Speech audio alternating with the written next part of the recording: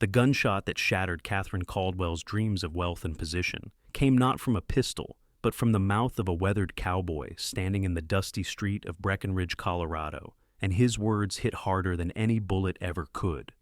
It was late September of 1882, and Katherine had traveled all the way from Boston to this mountain town nestled in the Rockies, her trunks filled with fine dresses and her head filled with promises.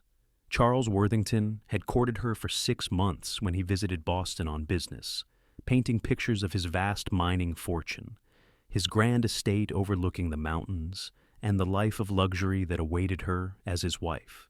She had believed every golden word, had accepted his proposal with a heart full of hope, and had said goodbye to her modest but respectable life in Massachusetts to begin anew in the West.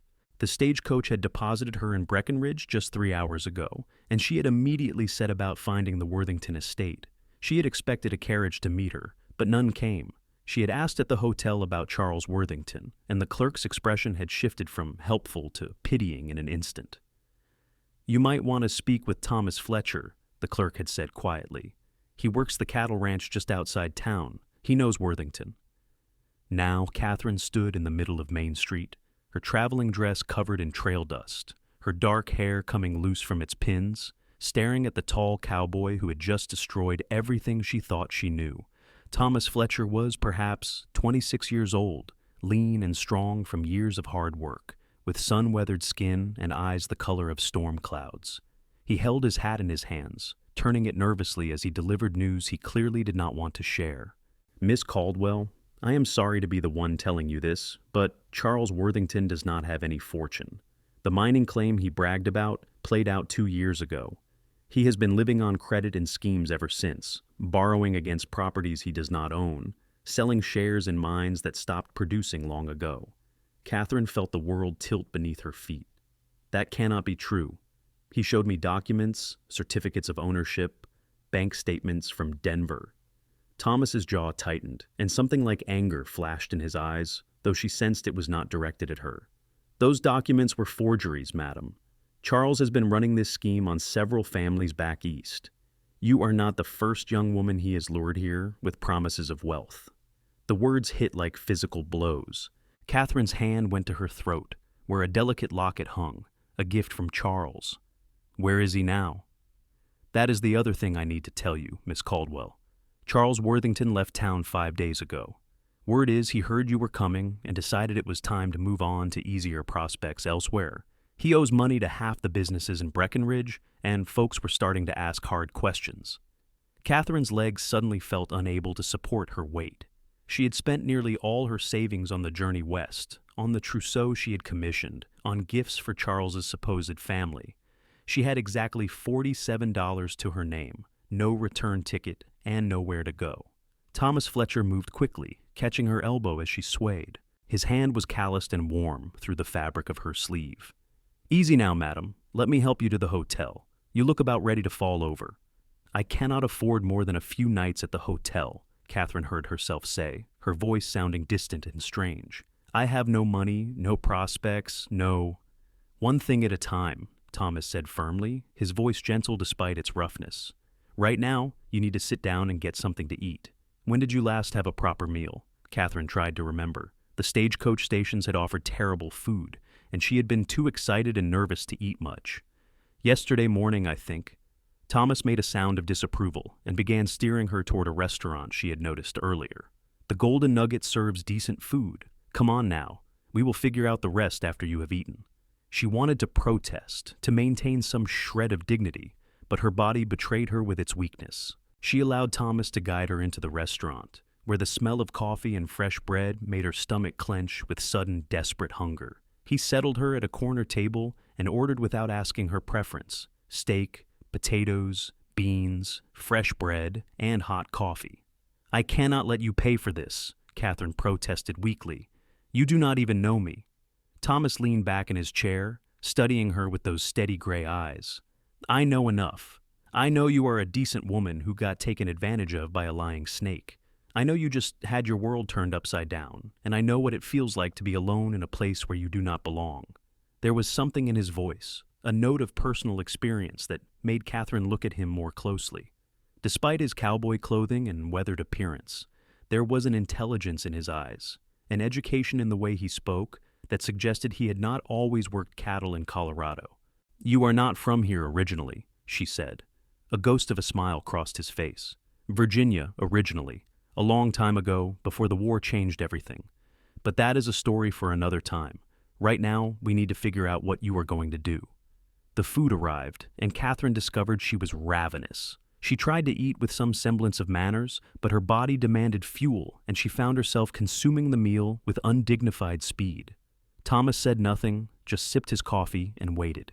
When she finally pushed her empty plate away, feeling more human but no less lost, Katherine forced herself to face her situation directly. "I need to find work. Is there anything in Breckenridge for a woman with my skills? I can read and write, I keep excellent accounts, I know French and a little German, I can sew." Thomas rubbed his jaw thoughtfully. "Mrs. Henderson, who runs the boarding house on Oak Street, has been looking for help.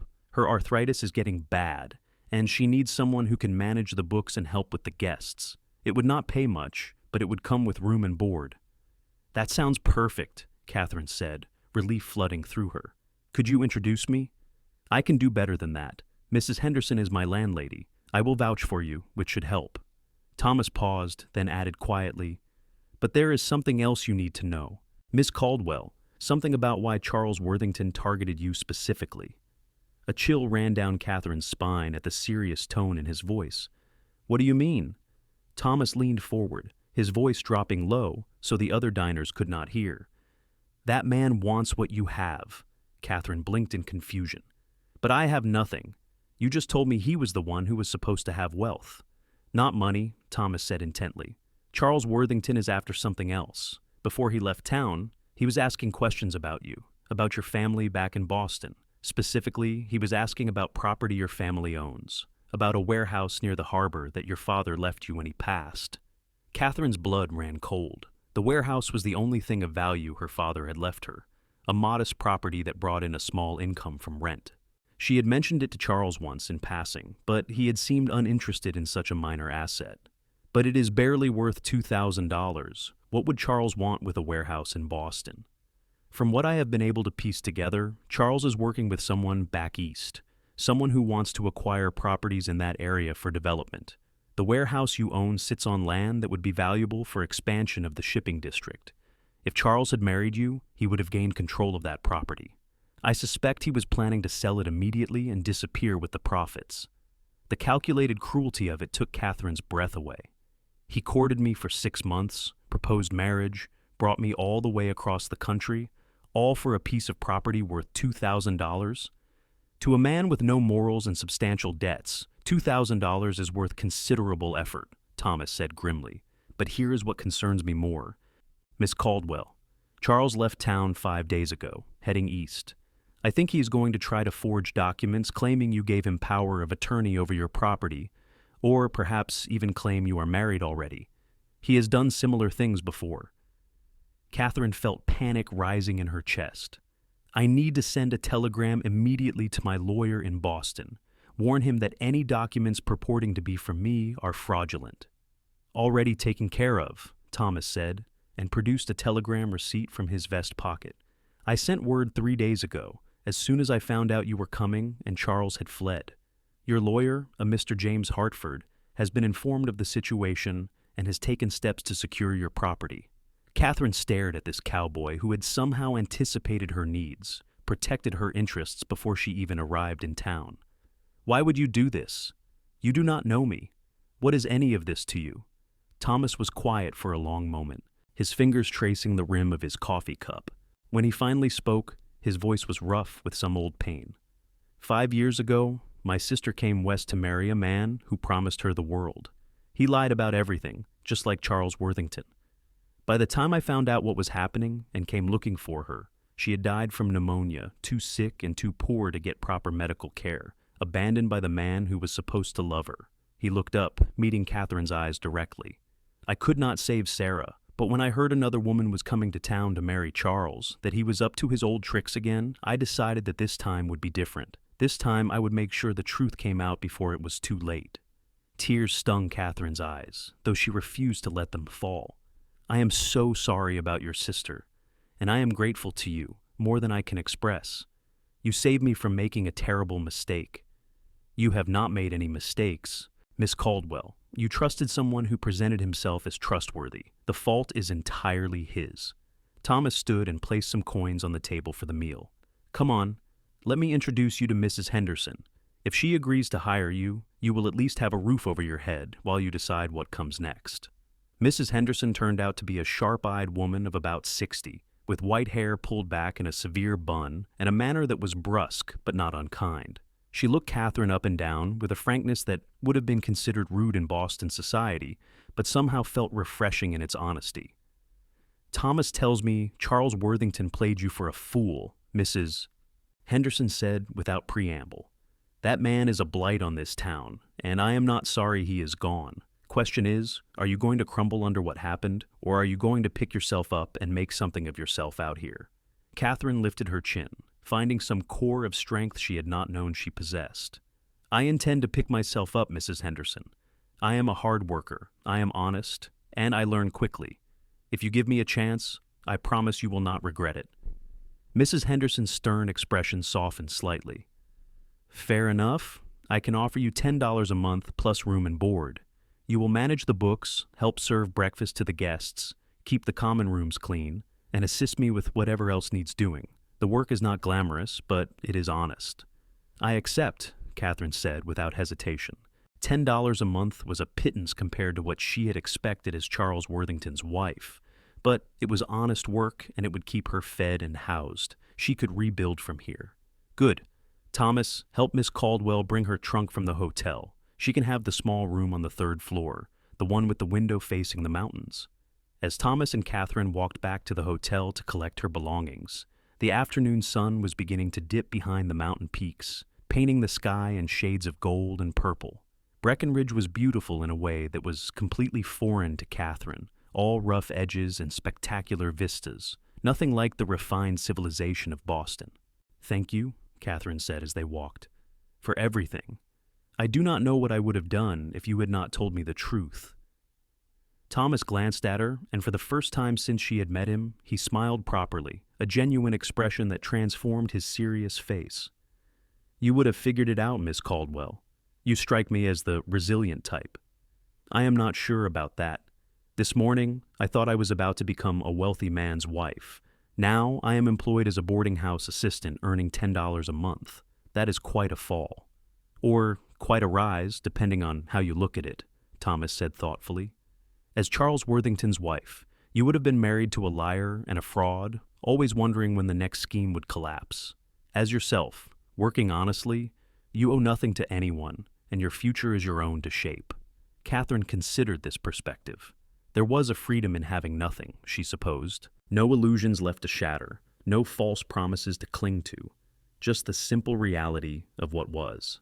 I suppose you are right, though I confess the reality will take some getting used to. They collected her trunk from the hotel, where the clerk looked relieved that she was not going to be staying after all. Thomas hoisted the heavy trunk onto his shoulder with easy strength, and Katherine followed him back to Mrs. Henderson's boarding house with her smaller bags.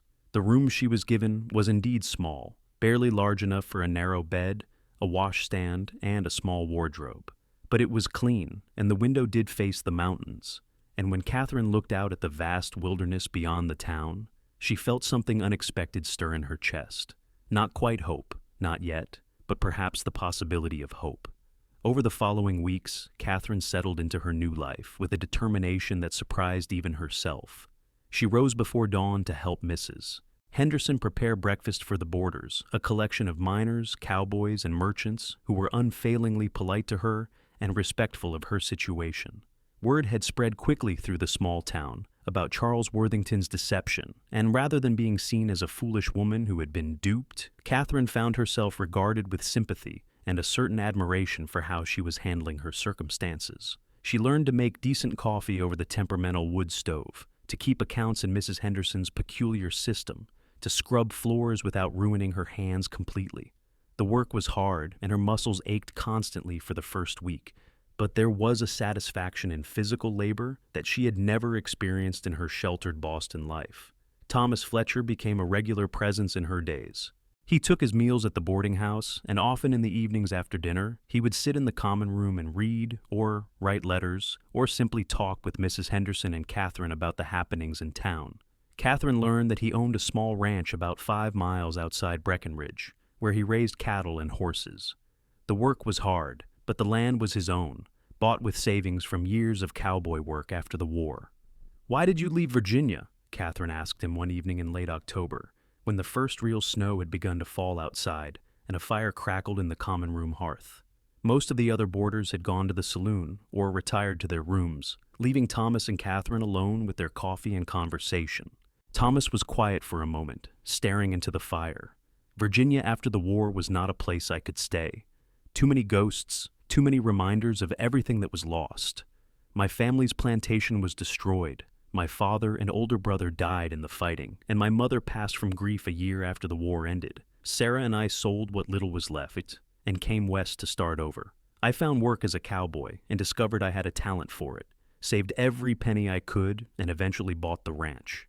Sarah took a job as a school teacher in Denver, and that is where she met the man who promised her the world." "What was his name?" Katherine asked softly. "Robert Sinclair. He claimed to own a silver mine, claimed he was about to strike it rich.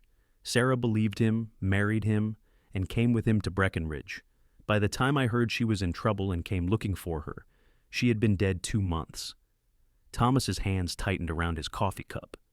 "The doctor said she died of pneumonia, but what really killed her was being abandoned in a shack with no money, no food, and no hope while her husband drank away what little they had and chased after other schemes." Katherine felt tears prick her eyes.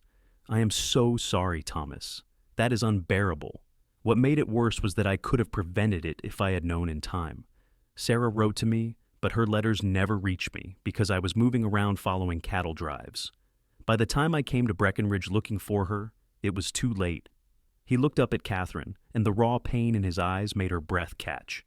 "So, when I heard Charles Worthington was up to similar tricks, when I heard another woman was coming out here expecting marriage to a wealthy man, I made it my business to find out the truth. I could not save my sister, but I could make sure history did not repeat itself." Without thinking, Katherine reached across the space between their chairs and placed her hand over his. "You did save me, Thomas. You saved me from a terrible fate, and I will never be able to repay that debt." Thomas turned his hand over, gently clasping her fingers. His hand was rough with calluses, warm and strong, nothing like Charles Worthington's soft, deceptive touch. "There is no debt between us, Katherine. What I did because it was the right thing to do." They sat like that for a long moment, hands joined, the firelight dancing across their faces.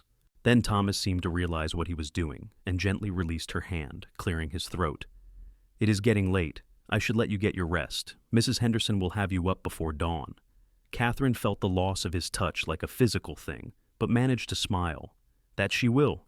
Thank you for the conversation, Thomas. I find I sleep better when I am not alone with my thoughts." "Any time," Thomas said, and the warmth in his voice made her believe he meant it. As November arrived and the snows grew heavier, Katherine found her thoughts turning more and more frequently to Thomas Fletcher. He was unlike any man she had known in Boston, where gentlemen measured their worth in family connections and bank accounts. Thomas measured his worth in honest work, in the land he had claimed for himself, in the cattle he raised and the horses he trained. He was educated and intelligent, but wore his knowledge lightly, more interested in practical solutions than impressive displays of learning. More than that, he was kind. She saw it in how he helped Mrs. Henderson with repairs around the boarding house, never asking for payment. She saw it in how he greeted everyone in town with the same respect, whether they were wealthy merchants or down-on-their-luck miners. She saw it most of all in how he treated her, with a gentle consideration that never once made her feel diminished by her reduced circumstances. Katherine had thought herself in love with Charles Worthington, but now she realized that what she had felt for Charles was infatuation mixed with the excitement of his promises. What she was beginning to feel for Thomas was something altogether different, something deeper and more real, built on respect and genuine affection rather than illusions. The realization frightened her. She had been so wrong about Charles. How could she trust her own judgment now? And even if her feelings were genuine, what could come of them? She was a penniless boarding house worker with nothing to offer, And Thomas was a man building something for himself. Why would he want someone like her? These thoughts were occupying her mind one afternoon in mid-November when Mrs. Henderson sent her to the general store for supplies. The store was warm and crowded, filled with people stocking up before the next snowstorm hit. Katherine was examining fabric, thinking she might make herself a warmer dress before winter truly set in, when she heard a familiar voice behind her. Well, if it is not the jilted bride herself. Katherine turned to find herself face to face with Margaret Hastings, one of the few truly wealthy women in Breckenridge. Margaret's husband owned the largest mine in the area, one that was still producing well, and Margaret never let anyone forget her elevated status. She was perhaps 35, handsome in a hard sort of way, and had made it clear from their first meeting that she considered Katherine beneath her notice. "Mrs. Hastings," Katherine said evenly. "Good afternoon." "Is it, though?" Margaret's smile was sharp and cold. "I heard you are working as a domestic now. How the mighty have fallen. Or should I say, how the foolish have fallen. Honestly, Katherine, how could you have believed Charles Worthington's lies? Anyone with sense could see he was a fraud." Katherine felt heat rise in her cheeks, but kept her voice steady. "I suppose I am fortunate to have discovered the truth before marrying him. Even if the discovery came later, then would have been ideal. Fortunate? You are living in a boarding house and working for pennies. If that is your idea of fortune, I would hate to see what you consider unfortunate." Margaret's laugh was brittle and mean. "Of course, I suppose you have found another protector. I see Thomas Fletcher sniffing around you often enough. Be careful there. My dear, a man like that would not be interested in you unless he thought he could get something from you, too." The casual cruelty of it took Katherine's breath away, but before she could formulate a response, another voice cut through the tension. "That is enough, Margaret." Thomas had appeared seemingly from nowhere, his face set in hard lines. He moved to stand beside Katherine, a protective presence that made Margaret's eyes narrow.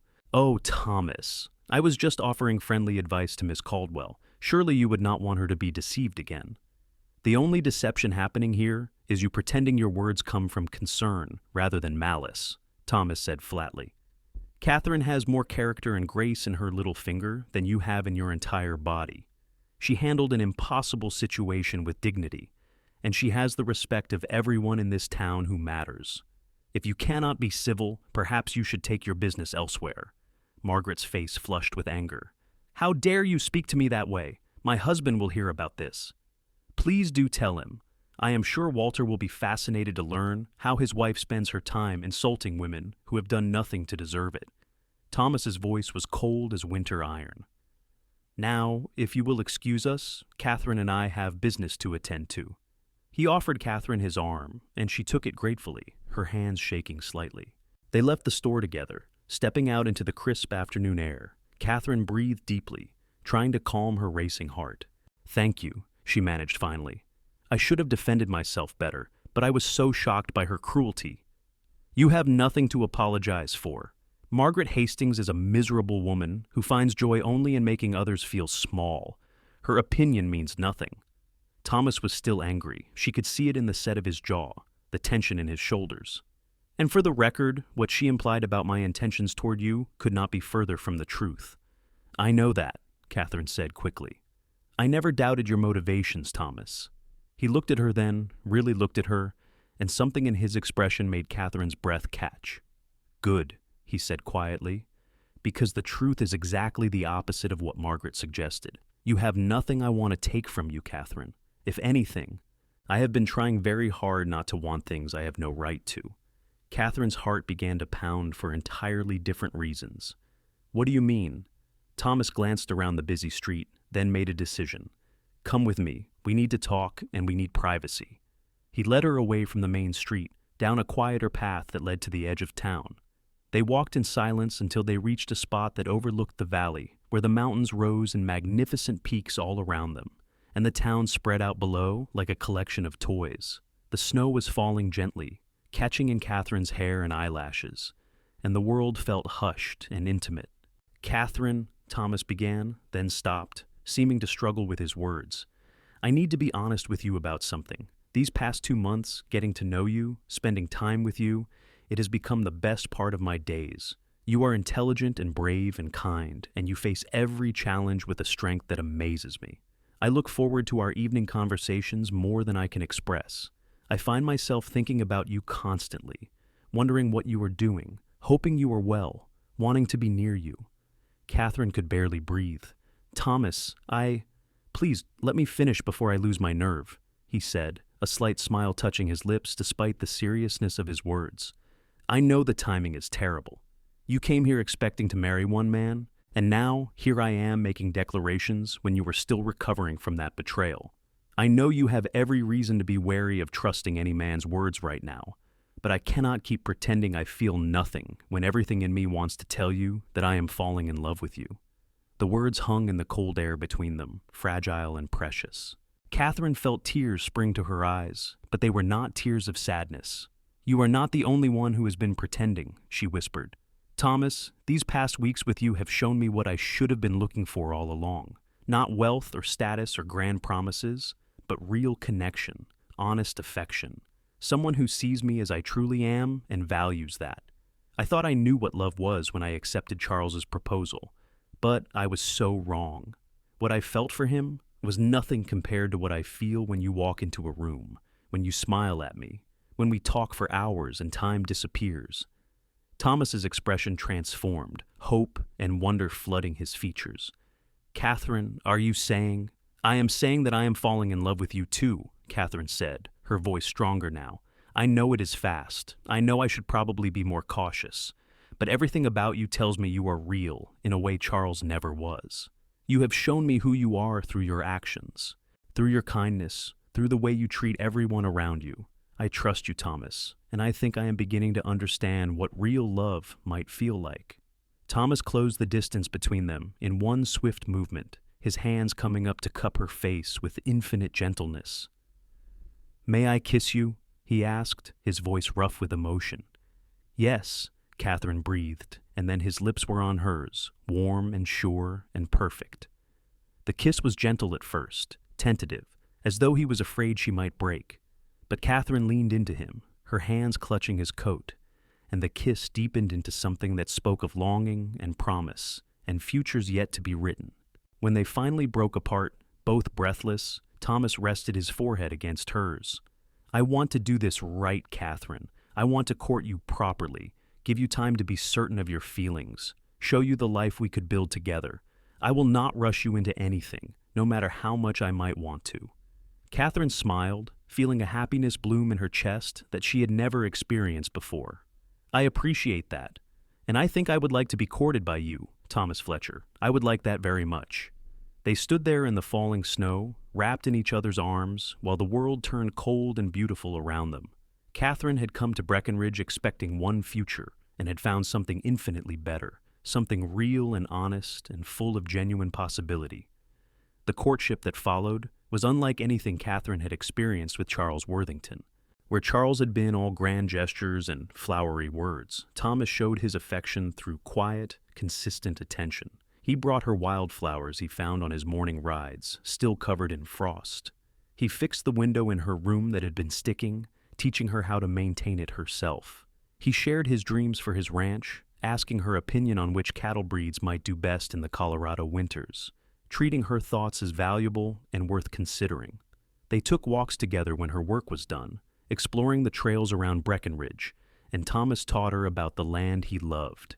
He showed her how to identify animal tracks in the snow, how to find shelter if caught in a sudden storm, how to read the weather in the clouds gathering around the mountain peaks. Katherine found herself fascinated by this new knowledge, by the practical skills required to thrive in the West. Mrs. Henderson watched their courtship with sharp eyes and occasional comments that were surprisingly tender coming from such a pragmatic woman. That boy is good through and through, she told Katherine one morning as they kneaded bread dough. Lost his sister to a bad man's lies, and instead of turning bitter, he made sure to prevent it happening again. That says everything you need to know about Thomas Fletcher's character. I know, Katherine said softly, feeling warmth spread through her at the thought of Thomas. I am incredibly fortunate. Fortune has nothing to do with it. You both chose to see what is real and valuable in each other. That is not luck, that is wisdom. Mrs. Henderson gave her a knowing look. He is going to ask you to marry him soon, you know. A man does not look at a woman the way he looks at you unless he is thinking permanent thoughts. Katherine felt her cheeks heat. We have only been courting for 2 months. Is that not too soon? Out here, people know their minds quicker than back east. When you face hard winters and harder work, you learn not to waste time on uncertainty. If you know, you know. The question is, do you know? Katherine thought about waking up each morning eager to see Thomas, about how every story she heard or thought she had was incomplete until she could share it with him. She thought about how safe she felt in his presence, how valued and respected, how genuinely seen. Yes, she said quietly, I know, Mrs. Henderson smiled, a rare expression that softened her weathered face. Good. Then when he asks, you will know what to say. Thomas asked her on a clear December evening, when the snow lay thick and pristine over everything, and the stars were so bright they seemed close enough to touch. He had asked if she would accompany him to see his ranch, promising to have her back before dark. Mrs. Henderson had made approving noises and shooed them off, and they had ridden out in Thomas's wagon, bundled under thick blankets against the cold. The ranch was modest but beautiful, a sturdy cabin with a stone chimney, a well-built barn, corrals that showed careful maintenance, and land that stretched toward the mountains and rolling, snow-covered meadows. Thomas showed her everything with obvious pride, pointing out improvements he had made, explaining his plans for expansion, his dreams for building something lasting. Inside the cabin, he had a fire already laid, and he lit it quickly, filling the single large room with warmth and dancing light. The cabin was simple but comfortable, with a large stone fireplace, a solid table and chairs, a kitchen area, and a sleeping loft visible above. It was the home of a man who valued function and quality over show. I know it is not much, Thomas said, a note of nervousness in his voice. Not compared to what you expected when you came to Colorado, but it is mine, built with honest work and no debts hanging over it. Katherine looked around the cabin and saw not what it was, but what it could become. She saw curtains on the windows, rugs on the floor, perhaps some bookshelves, flowers in the spring. She saw a real home, built on truth rather than illusions. It is perfect, she said honestly. It feels solid, real. I love it. Thomas's expression softened with relief. I am glad you think so, because I brought you here to ask you something, and I wanted you to see what I am offering, exactly as it is, with no deceptions or exaggerations. He took her hands in his, and Katherine could feel the slight tremor in his fingers that betrayed his nervousness despite his steady voice. Katherine Caldwell, I know we have not known each other long by some measures, but in the ways that matter, I feel like I know your heart and you know mine.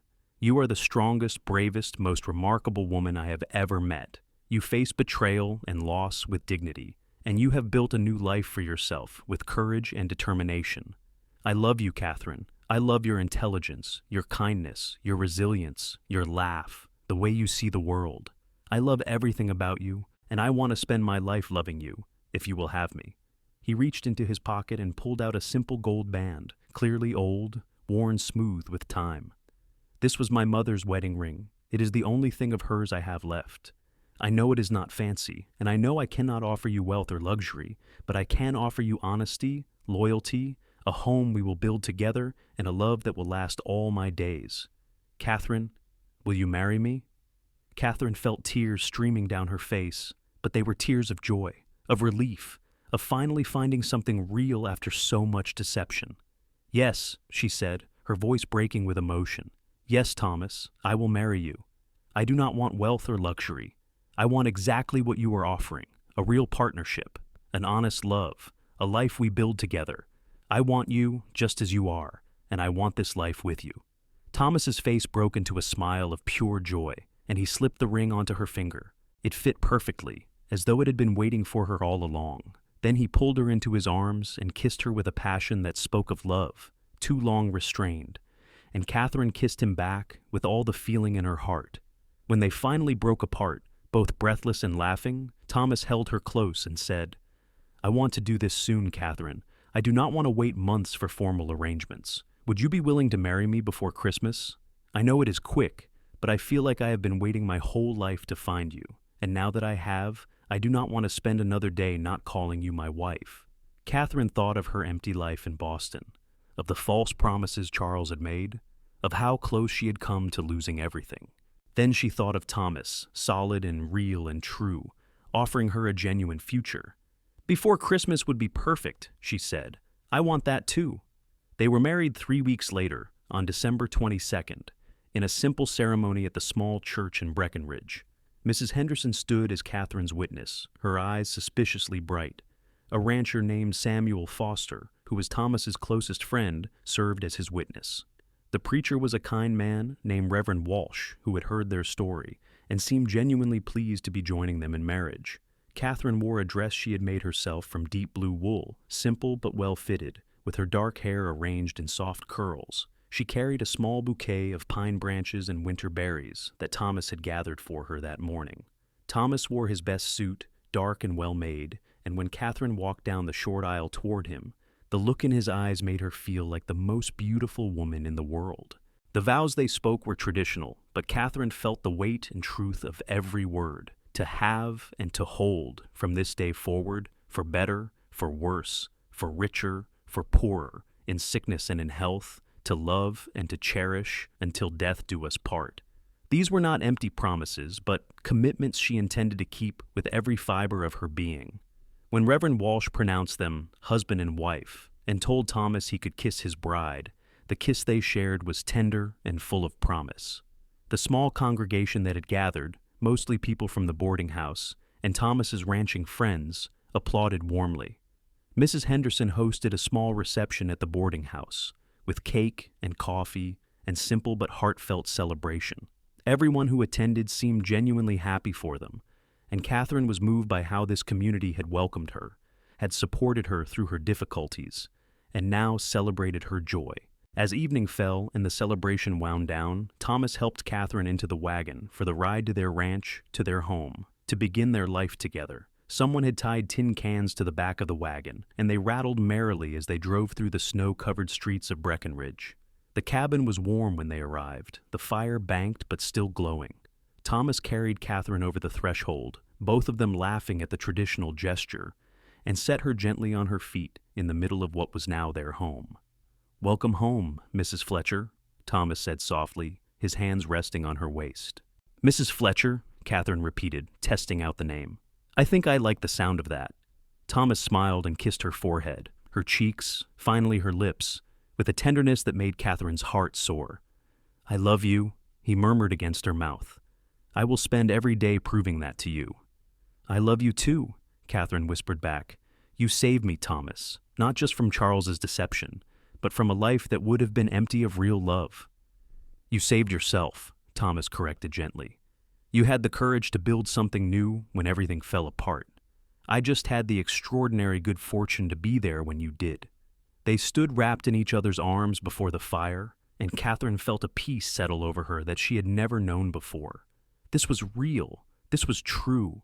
This was the life she was meant to have, built not on illusions and false promises, but on genuine love and honest partnership. Their first winter together was hard in the ways that all Colorado winters were hard, with bitter cold and heavy snows that sometimes kept them isolated for days at a time. But it was also beautiful in ways Catherine had never imagined. She learned to manage the household, to cook on the wood stove, to preserve food and make supplies stretch. Thomas taught her to ride properly, to help with the animals, to understand the rhythms of ranch life. They worked side by side, partners in every sense, and Catherine discovered that physical labor shared with someone you loved was far more satisfying than idle leisure had ever been. She grew stronger, more capable, more confident in her own abilities. Thomas never treated her as fragile or incapable, but rather as an equal whose contributions were valuable and necessary. In the evenings, they would sit before the fire, Thomas often reading aloud, while Catherine sewed or mended, their feet touching, comfortable in each other's presence. They talked about everything, their pasts, their hopes for the future, their daily observations and thoughts. Catherine shared stories of growing up in Boston, and Thomas told her about Virginia before the war, about the sister he still missed every day. "Sarah would have liked you," Thomas said one evening in February, staring into the fire with a distant expression. "She had your same strength, your same refusal to let circumstances define her. I think she would be happy knowing that something good came from her tragedy. that I was able to prevent another woman from suffering as she did. Katherine moved closer, resting her head on his shoulder. I wish I could have known her. I wish I could thank her, because if you had not lost her, you might not have been watching for Charles's schemes. It is a terrible thought, that something good came from something so tragic. That is life, though, is it not? Thomas said quietly. Tragedy and joy all tangled together, and we just try to honor those we have lost by living well, by choosing kindness when we can, by building something good from the wreckage. Then we will build something very good, Katherine promised. We will build a life that honors Sarah's memory, and your parents, and everyone we have lost along the way. As winter gave way to spring and the snows began to melt, revealing the wild beauty of the Colorado landscape in full bloom, Katherine discovered she was pregnant. The realization filled her with joy and a touch of fear. Thomas was beside himself with happiness, simultaneously excited and terrified, already planning how to make the cabin safer for a child, how to ensure Katherine had the best care available. We should bring a doctor out from Denver, he said, pacing the cabin floor. Or perhaps Mrs. Henderson knows a midwife. I want to make sure you have everything you need. Katherine laughed, catching his hand as he paced past her for the 4th time. Thomas, women have been having babies since the beginning of time. I will be fine. Mrs. Henderson does know an excellent midwife, a woman named Sarah Peters, who has delivered half the babies in Breckenridge. At the mention of the name Sarah, Thomas stopped, his expression softening. Sarah Peters? It is a common name, Katherine said gently, understanding what he was thinking. But perhaps it is a good omen, a sign that your sister's spirit is watching over us. Thomas pulled Katherine into his arms, holding her close. I want to be a good father. I want our child to grow up knowing they are loved, knowing they are valued, in a home built on honesty and real affection. You will be an amazing father, Katherine assured him. You are already the most loving, attentive husband I could imagine. Our child will be so fortunate to have you. The pregnancy progressed well, and Katherine continued to work alongside Thomas as much as she was able, though he fussed over her constantly, trying to prevent her from doing anything strenuous.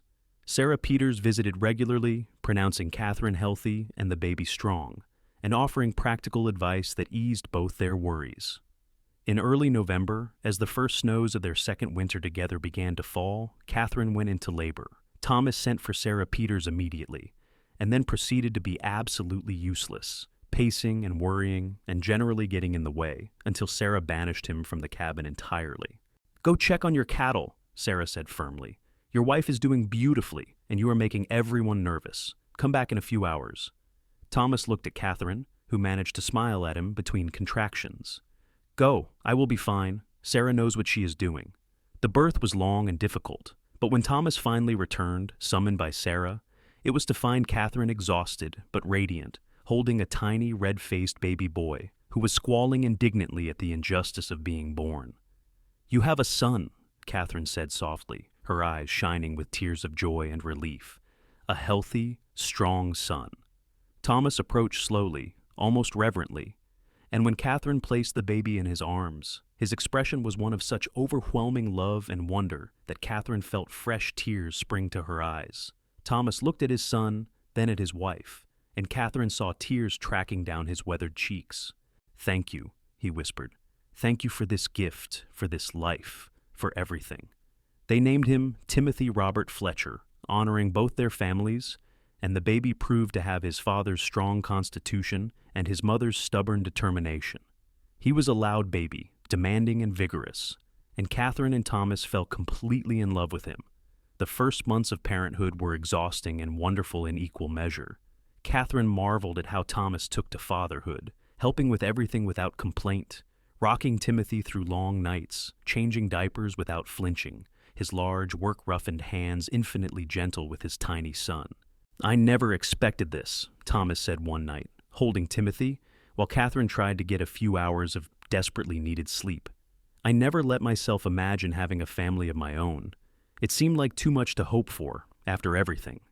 But here we are, and it is more than I ever dreamed.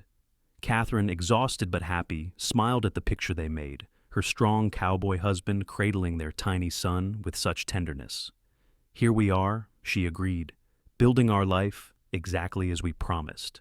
The years that followed were full of hard work and simple joys. The ranch grew slowly but steadily, with Thomas building their herd with careful selection and smart management. Katherine managed their accounts, kept their home, and raised Timothy, who grew into a bright, active boy with his father's gray eyes and his mother's dark hair. When Timothy was 3, Katherine became pregnant again, and this time the pregnancy was easier, perhaps because she knew what to expect. In the spring of 1886, she gave birth to a daughter they named Sarah Rose, honoring the sister Thomas had lost, and the wildflowers that bloomed all over their land each spring. Sarah was a quieter baby than Timothy had been, more content and contemplative, and Thomas was absolutely besotted with his daughter. Katherine often found him in the evenings just sitting with Sarah in his lap, talking to her about the ranch, about the mountains, about anything and everything, as though she could understand every word. "You know she cannot understand you yet," Katherine teased gently one evening, watching them together. "Maybe not the words," Thomas said, gently touching Sarah's tiny hand. "But I want her to know my voice, to always know that her father loves her and will protect her and wants to hear what she has to say." Katherine's heart swelled with love for this man, who was such a devoted father, who brought the same honesty and integrity to parenting that he brought to everything else in his life. As the children grew, the Fletcher Ranch became known throughout the region for the quality of its cattle and horses, and for the integrity of its owners. Thomas had a reputation as a man whose word was absolutely trustworthy, who treated everyone fairly, who would help a neighbor in need without expecting repayment. Katherine became known for her kindness and intelligence, often helping other women in the area with reading and writing, keeping books for those who struggled with numbers, offering advice and support wherever she could. They faced challenges, of course. There were harsh winters when they lost cattle, dry summers when water was scarce, the constant financial pressures of ranching life. But they faced everything together, partners in every sense, and their love grew deeper with each passing year. Timothy grew into a serious, responsible boy who loved working alongside his father, already showing signs of the same integrity and work ethic that defined Thomas. Sarah was more spirited and imaginative, forever asking questions and dreaming up elaborate stories, showing early signs of the intelligence and curiosity she had inherited from Katherine. On their 10th wedding anniversary, in December of 1892, Thomas and Katherine stood together on the ridge above their ranch, watching the sun set over the mountains while their children played in the snow below, their laughter ringing clear in the cold air. "Do you ever regret it?" Thomas asked, his arm around Katherine's waist. "Giving up the life you expected, the wealth and status Charles promised, for this?" Katherine looked at the modest ranch below, at the sturdy cabin they had expanded over the years, at their children playing happily in the snow, at the man beside her who had proven his love through a decade of actions rather than empty words. "Not for a single moment," she said honestly. "Everything Charles promised was an illusion. This is real. You are real. Our love is real. Our children are real. This life we have built together is more valuable than any amount of money could ever be." Thomas pulled her closer, kissing her temple. "I love you, Katherine Fletcher. I loved you the moment I saw you standing in the street, lost and betrayed, but refusing to crumble. I loved you when you faced your situation with courage and built a new life. I love you more every day, and I will love you until my last breath. And I love you," Katherine said, turning to face him fully. "You saved me, Thomas, not just from Charles's schemes, but from a life of empty promises and shallow values." They kissed as the sun painted the sky in brilliant colors, their children's laughter echoing from below, and Katherine thought about the journey that had brought her here. She had come to Colorado expecting one future, and had found something immeasurably better. She had learned that true wealth was not measured in bank accounts or social status, but in love honestly given and returned, in work that meant something, in a partnership built on trust and mutual respect. The years continued to pass, bringing more challenges and more joys. Timothy grew into a young man much like his father, steady and honorable, with plans to expand the ranch and dreams of raising the best cattle in Colorado. Sarah developed into a bright, independent young woman with her mother's intelligence and a passion for teaching, already helping younger children in the area learn to read. Katherine and Thomas grew older together, their love deepening into something comfortable and enduring, the kind of love that did not need grand gestures or flowery words, because it was proven every single day in countless small acts of kindness and consideration. They added a room to the cabin for Timothy when he turned 18, planning for the day when he might bring home a wife of his own. They helped Sarah pursue her education, proud beyond measure when she qualified to teach at the school in Breckenridge. They watched their children grow and thrive, knowing they had given them something precious, a home built on love and honesty, a foundation of integrity from which to build their own lives. On quiet evenings when the work was done and the children were occupied with their own pursuits, Katherine and Thomas would still sit together before the fire as they had done for years, comfortable in each other's presence, sometimes talking, sometimes simply being together in contented silence. "Do you ever think about what would have happened if I had not spoken up?" Thomas asked one such evening when they were both in their 50s, their hair beginning to show gray, their hands marked by years of work. "If I had let you marry Charles without saying anything?" Katherine shuddered at the thought. "I try not to imagine it.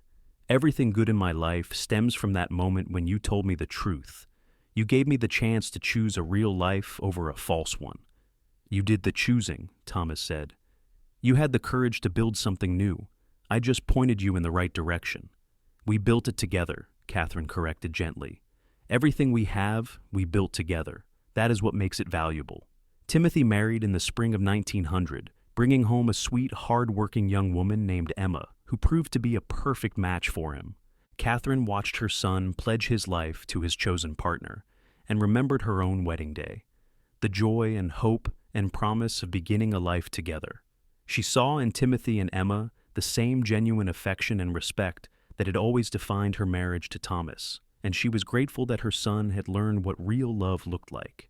Sarah chose a different path, dedicating herself to teaching and eventually becoming the head teacher at the Breckenridge School, helping shape the minds of a new generation. She never married, but she built a life that was rich and full and entirely her own choosing, and Katherine was proud of her daughter's independence and strength. As Katherine and Thomas grew older, the ranch passed gradually into Timothy's capable hands, though Thomas never truly retired, always finding something that needed doing, some animal that needed tending, some project that required his attention.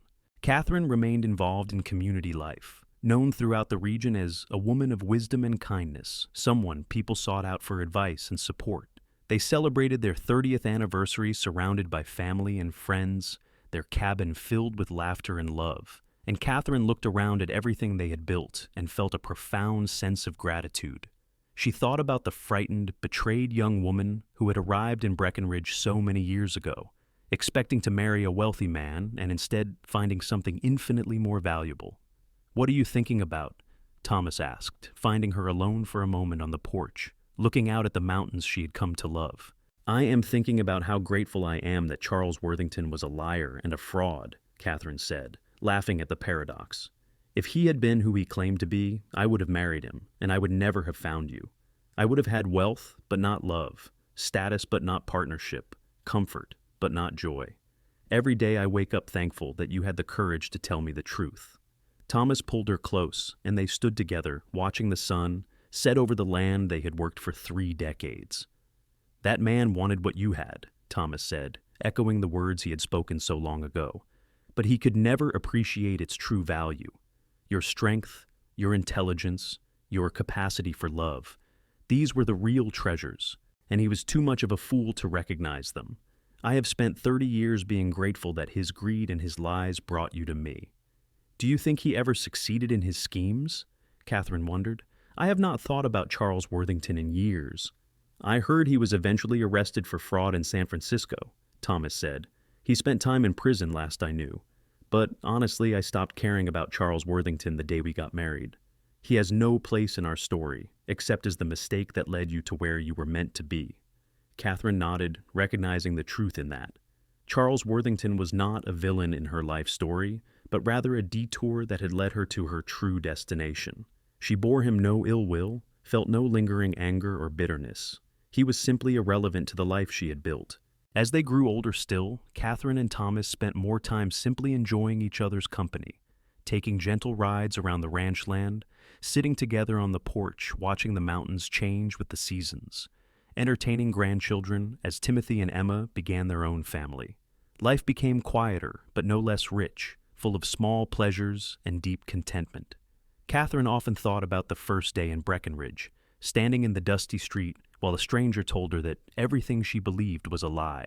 At the time, it had felt like the end of the world, like everything falling apart. Now she understood it had been the beginning, the moment when her real life started.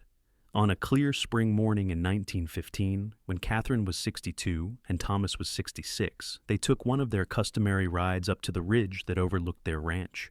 The wildflowers were blooming, carpeting the meadows in brilliant colors, and the air was sweet with the scent of pine and new growth. They dismounted and stood together at their favorite spot, where they had shared so many important moments over the years. Below them, the ranch stretched out in the valley, larger now than it had been at the start, with Timothy's house visible near their own cabin, smoke rising from both chimneys, signs of life and continuity. "We built something good," Thomas said softly, his arm around Katherine's waist. "A life worth living, a legacy worth leaving." "We did," Katherine agreed, leaning into his familiar warmth. "We built it together, honestly and truly, and I would not change a single thing. Not even the hard parts, the struggles, the setbacks, the challenges." Katherine considered this seriously. "Especially not the hard parts. Those are what made it real, what made it ours. Easy lives built on false promises have no substance. But this, what we created together through work and love and commitment, this is solid. This will last." They stood in comfortable silence for a while, watching the play of light and shadow across the mountains, the movement of cattle in the distant pastures, the wind rippling through the spring grass. Finally, Thomas spoke again. "Katherine Fletcher, if I had my life to live over, I would change nothing except perhaps I would tell you sooner how much I loved you. Every single day with you has been a gift." Katherine turned to face him fully, taking both his hands in hers. Their hands were worn now, marked by decades of work and life, but they fit together perfectly, as they always had. "Thomas Fletcher, you are the best thing that ever happened to me. You showed me what true wealth really is, not money or property or social standing, but love freely given, partnership honestly shared, a life built on truth rather than illusions. I love you more now than I did the day we married, and I will love you beyond my last breath." They kissed there on the ridge with the mountains as their witnesses, two people who had found each other against all odds and built something beautiful together.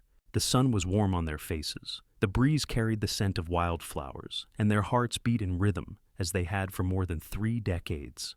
When they finally returned to the ranch that afternoon, riding side by side as they had done countless times before, they were met by the cheerful chaos of family life.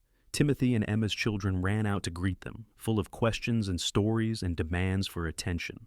Sarah had come to visit and was preparing dinner, singing to herself in the kitchen. The house was full of life and love and laughter, exactly as Katherine and Thomas had always dreamed it would be. That evening, as the extended family gathered around the large table they had built to accommodate everyone, Katherine looked around at the faces of the people she loved and felt a profound sense of peace and accomplishment. She had come to Colorado, a betrayed and frightened young woman, expecting wealth and finding only lies. Instead, she had discovered something far more valuable: genuine love, honest partnership, and a life built on truth. Thomas caught her eye across the table and smiled, that warm, genuine smile that still made her heart skip a beat after all these years. She smiled back, and in that moment of connection, everything they had shared, everything they had built, everything they had overcome together was present and real. After dinner, when the dishes were washed and the children settled for the night, Katherine and Thomas sat together on their porch, as they had done for 33 years. The stars were brilliant in the clear mountain sky, and somewhere in the distance, a coyote called to its mate. "Tell me again," Katherine said softly, though she knew the story by heart. "Tell me about the day we met." Thomas smiled, recognizing the request for what it was, not a failing memory, but a desire to honor their story, to remember how it all began. "I saw you standing in the street, looking lost but determined not to show it. You wore a traveling dress covered in dust, and your hair was coming loose from its pins, and you were the most beautiful thing I had ever seen. But more than that, I saw the strength in you, the courage it took to come all this way alone, and I knew I had to tell you the truth about Charles Worthington, no matter how much it might hurt you in the moment. And when you told me, when my whole world fell apart, you were there to help me build something new," Katherine continued, as she always did. "You gave me truth when I had been fed lies. You offered genuine kindness when I had experienced calculated manipulation. And you loved me for who I truly was, rather than what you could gain from me. I loved you from that first day," Thomas said. "I loved your courage, your resilience, your refusal to be defeated by circumstances. I loved you more with every passing day, and I will love you always, Katherine. You are my heart, my partner, my home." They sat in comfortable silence after that, hands clasped, hearts joined, watching the stars wheel slowly across the vast Colorado sky. They had built a good life together, an honest life, a life worth living. They had raised children who knew the value of integrity and hard work. They had created a home that was a refuge of love and truth. They had proven that real wealth had nothing to do with bank accounts and everything to do with the richness of genuine human connection. As the night deepened and the mountain air grew cool, Thomas and Katherine rose and went inside together, their steps perfectly synchronized after decades of moving through life side by side. They banked the fire, checked that all was secure, and climbed the stairs to their bedroom in the loft they had built years ago.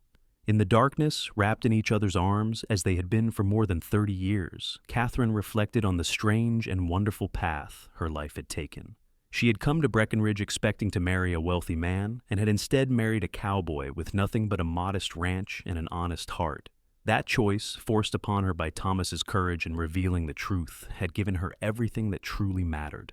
"Thank you," she whispered into the darkness. "Thank you for saving me." "Thank you for building this life with me," Thomas whispered back. "Thank you for seeing past the surface to what really matters. Thank you for loving me." "Always," Katherine promised. "Always and forever." They fell asleep that way, wrapped in love and contentment.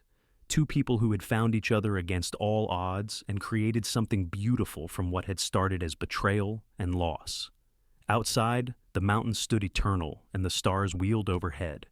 And in the small ranch house in the Colorado Valley, Katherine and Thomas Fletcher dreamed of all the tomorrows yet to come, secure in a love that had proven itself true through every test and trial. The story of how Katherine came to Colorado, expecting wealth, and found something far more valuable, became a favorite tale in the Fletcher family, told and retold to children and grandchildren as the years passed. It became a story about the difference between true worth and false promises, about having the courage to choose real love over comfortable illusions, about building something lasting on a foundation of honesty and genuine affection. And though decades passed and the world changed around them, Katherine and Thomas Fletcher remained constant in their love for each other, a testament to the power of truth, the value of real partnership, and the simple fact that the greatest wealth in life comes not from what we own, but from who we love and who loves us in return. Their story ended not with grand gestures or dramatic conclusions, but with the quiet satisfaction of lives well lived, love well given, and a legacy of integrity and affection that would continue through the generations they had created together. They had proven that sometimes the best things in life come not from getting what we think we want, but from having the courage to embrace what we truly need. And what Katherine had needed, what she had found in Thomas Fletcher on that dusty street in Breckenridge so many years ago, was not wealth or status or false promises, but genuine love, honest partnership, and a life built on truth. That was the real fortune, the true treasure, and it was worth more than all the gold in Colorado's mountains.